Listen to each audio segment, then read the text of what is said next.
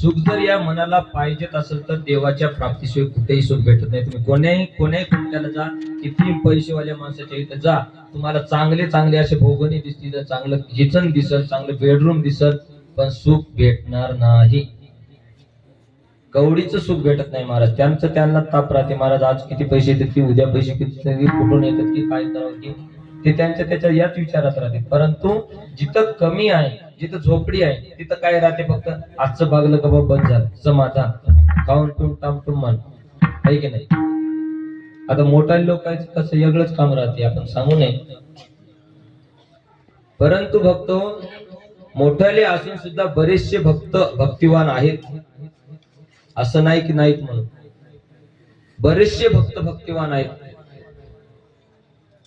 कितीतरी भक्तांनी या देवाची भेट घेण्यासाठी कितीतरी तपश्चर्या केली. आता यदुराजा, आलक राजा, रुचिक ऋषी, हे काय महान राजे म्हणून गेले महाराज या ठिकाणी. त्यांना काय कमी होती घरी, त्यांना इकडे यायची, परमार्थात यायची काय गोडी होती. परंतु त्यांना कुठंतरी उपदेश झाला, या जीवाला कुठंतरी पश्चाताप झाला की बा हे संसार म्हणजे काही नव्हतं आणि या जीवाचं हित याच्यामध्ये होत नाही. आज जर लेकरू झाला, उद्या नातू झाला, उद्या पंतू झाला, असं करत करत एक दिवस हे मरणारा जीव होय.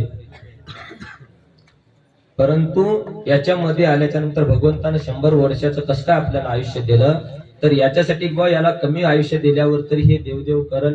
आणि कलीमध्ये कोणी देवदेव करणारे बघा, आता कोण्याही गावात कमी भक्त आहेत माझ्या बाबा, कोणी लय कमी झाले. कारण का या कलीमध्ये जिथं गुजार आहे, जिथे मटका आहे, जिथं नशापान आहे, धूम्रपान आहे, अशा ठिकाणी जास्त गर्दी पाहायला मिळते तुम्हाला.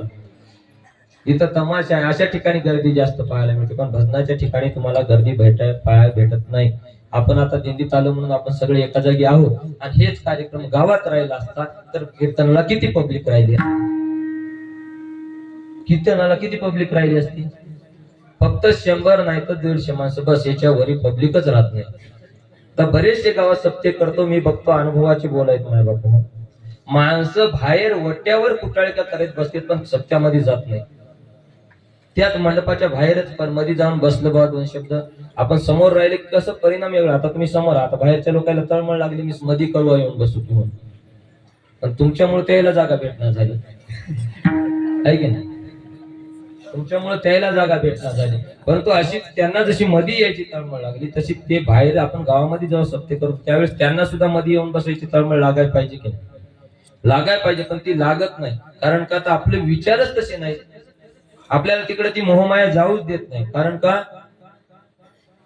आपण त्या मोहमायात इतके गुरफटलेलो आहोत, इतकं त्या संसार सागरात भरकटलेलो आहोत की संसार सागर दुस्तर भ्रांती मायापूर. त्यानं आपल्या जीवाला अशी भ्रांती लावली की आपल्याला फक्त संसाराचं कामच गोड लागतं, त्याच्याशिवाय दुसरं काही नाही. आता 8 दिवस झाले यायचं म्हणलं, आता त्याच्या आधी काहीतरी काम आपल्याला सांगायचं झालं तर थांबवा, मला 8 दिवस मला दिंडीला जायचं आहे आणि मला आता काही काम सांगू नका, मग मला संसाराचं काम करू द्या, नंतर तिकडे आल्यानंतर तिकडचं तिकडे बघू, दिंडीत काहीतरी करता येईल. पण आधी काहीतरी सांगायला गेलं तर मला संसाराच्या अडचणी आहेत, असं माणसं सरळ म्हणतात. काय म्हणून, परंतु भक्त हो, असं न म्हणता आपण संसारात राहून जर परमार्थ तुम्हाला असं थोडीच म्हणलं बा तुम्ही डायरेक्ट आता सगळं सोडूनच ये गड्या तू आणि महाराजच होय, कसं काय. किती जणांची तयारी हातोरी करा, काय ते नवनाथ हातोरी करायला असं कोणी होऊ शकत नाही महाराज. पण या संसारात येऊन पोट भरायसाठी अनेक भक्त म्हणून नाही, अनेक पुरुष मंडळी